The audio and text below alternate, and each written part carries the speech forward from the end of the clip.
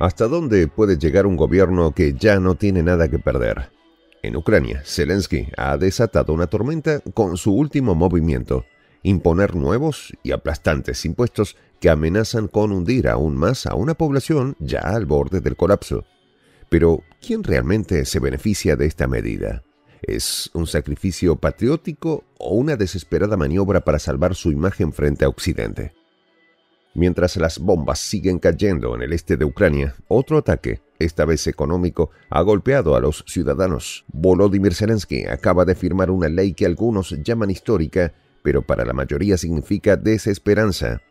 Descubre las consecuencias de esta drástica decisión y quiénes realmente cargarán con el peso de esta batalla sin final.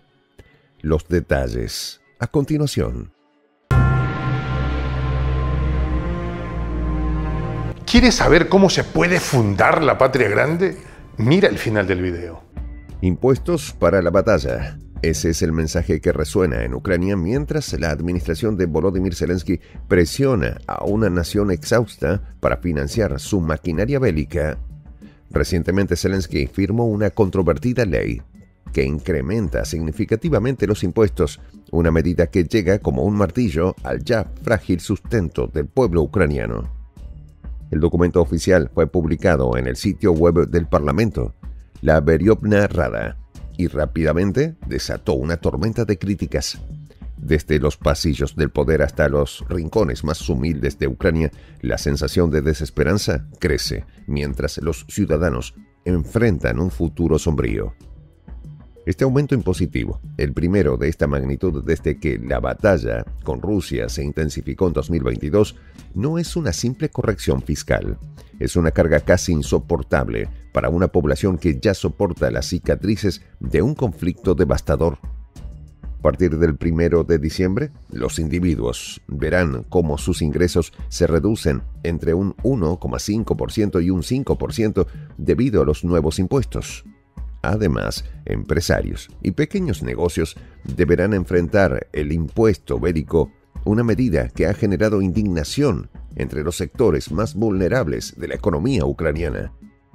Pero la indignación no termina ahí. Entre las nuevas disposiciones fiscales destaca una tasa del 50% sobre las ganancias bancarias y un gravamen del 25% sobre las empresas financieras. En un país donde la economía está al borde del colapso, estas medidas parecen más un acto de desesperación que una estrategia racional. Según el ministro de Finanzas, Sergei Marchenko, estos impuestos son esenciales para garantizar la financiación del sector de defensa ucraniano en 2025, cuyo presupuesto asciende a 2,2 billones de hryvnias, aproximadamente $53.000 millones. Sin embargo, para el pueblo ucraniano, estos números no son más que otra cara de una tragedia que parece no tener fin. Yaroslav Zelensniak, vicepresidente de la Comisión Parlamentaria de Política Fiscal y Financiera, describió el aumento como histórico. En un tono sarcástico, criticó el retraso en la firma de la ley, señalando que cada día de aplazamiento le costó al presupuesto nacional 270 millones de hryvnias, equivalente a $6,4 millones. En total, el retraso de 44 días significó una pérdida de 12.000 millones de hryvnias, unos $288,3 millones para el presupuesto militar. El mensaje en Telegram de Yaroslav Zelensniak fue contundente al expresar lo siguiente: ¿por qué lo retrasaron si de todos modos lo firmaron? Nadie lo sabe. Sencillamente y sin lógica. Este comentario encapsula el sentimiento generalizado de confusión y frustración entre los ucranianos. El impacto de estas medidas no se limita al ámbito económico. Desde los campos de batalla hasta las ciudades devastadas, el costo humano de la batalla es incalculable. Con un gasto en defensa que representa aproximadamente la mitad del presupuesto anual del país, el conflicto está absorbiendo los recursos de una nación que lucha por mantenerse a flote. Según el presupuesto estatal de 2025, los gastos proyectados alcanzan los $87.000 millones, mientras que los ingresos apenas llegan a los $49.000 millones, dejando un déficit de $37.000 millones. Este agujero financiero será cubierto, en parte, con préstamos del FMI y la Unión Europea, así como con fondos del G7 respaldados por activos rusos congelados.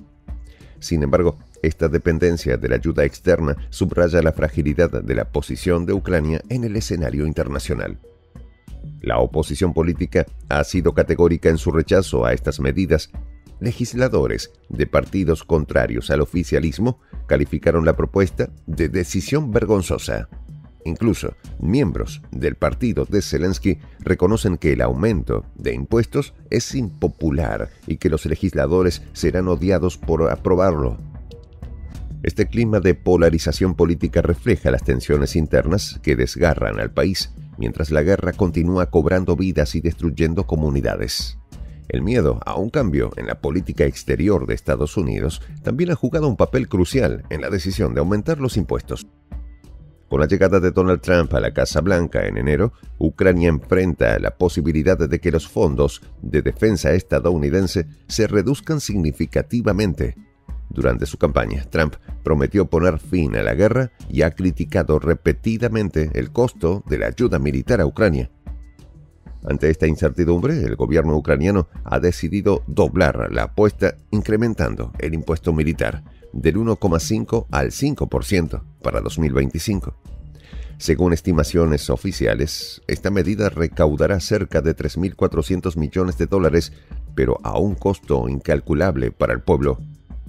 Mientras tanto, en el frente de batalla, la situación no mejora.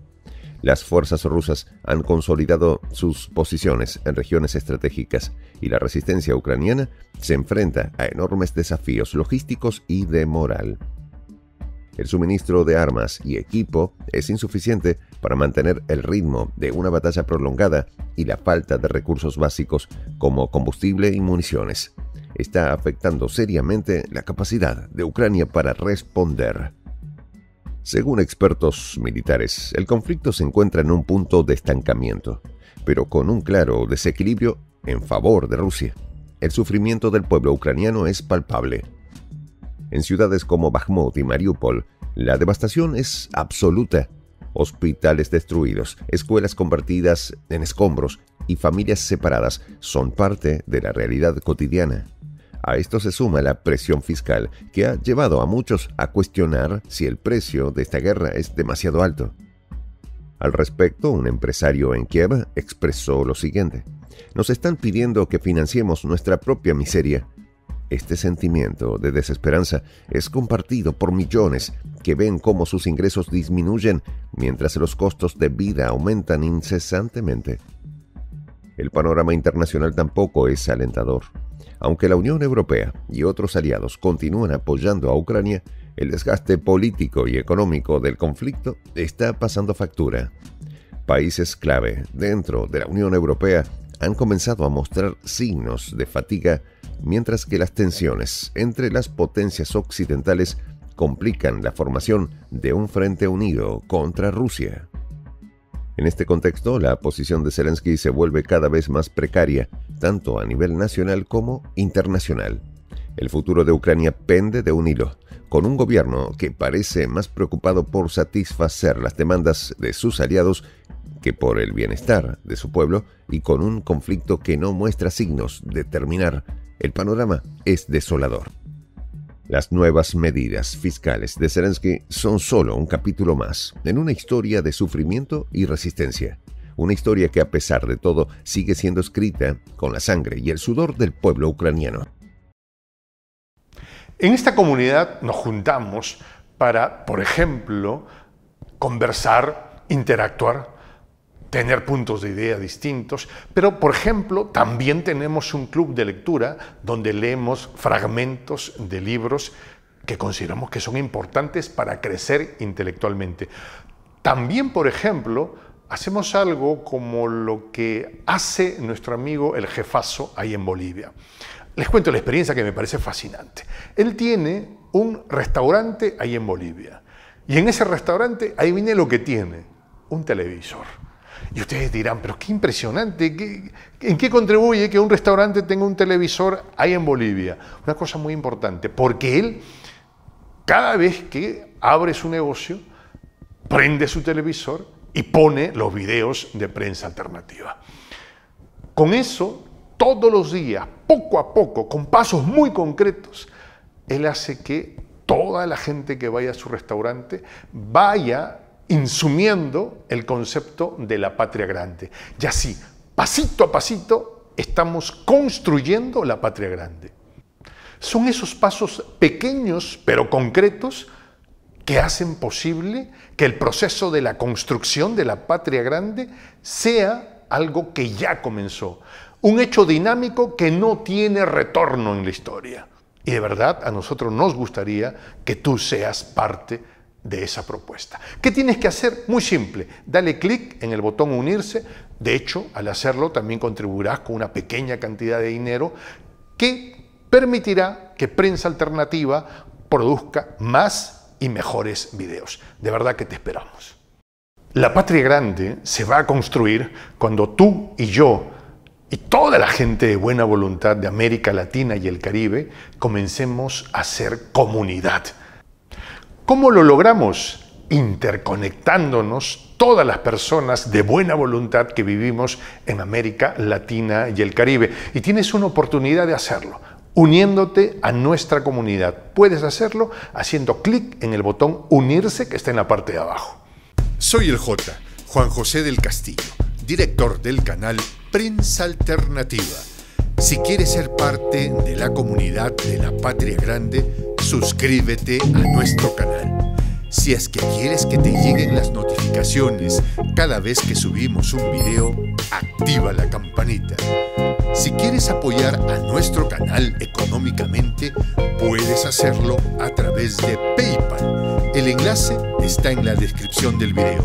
A nombre del equipo de Prensa Alternativa, me despido con esta expresión en el quechua milenario, Tupananchis Kama, cuya traducción es hasta volvernos a encontrar.